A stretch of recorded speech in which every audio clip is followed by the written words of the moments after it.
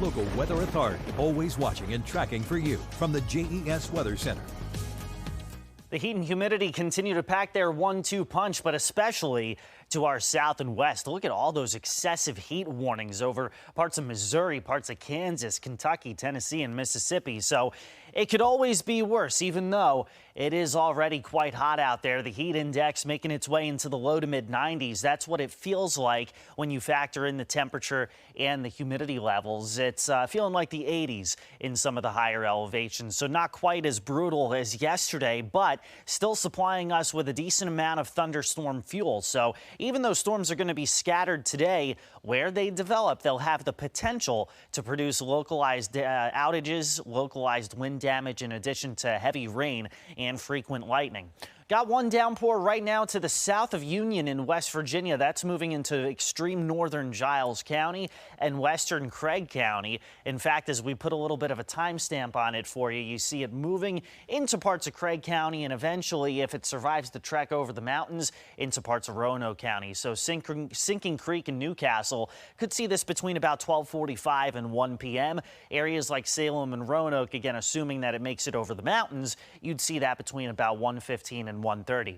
Future trackers showing these very hit or miss showers and storms mostly gaining their strength east of the Parkway and south of Highway 58 this afternoon and this evening. Maybe a stray shower left as we head into the overnight and into tomorrow morning. Partly to mostly cloudy sky at times through our Friday. Most of any scattered storms will then move from west to east late in the afternoon and heading into the evening once again. So the severe weather threat tomorrow slightly lower as you go south of Interstate 64. Maybe a handful of stronger storms on Saturday, mainly south of US 460. So for tomorrow, still hot and sticky. High temperatures in the New River Valley, 85 degrees.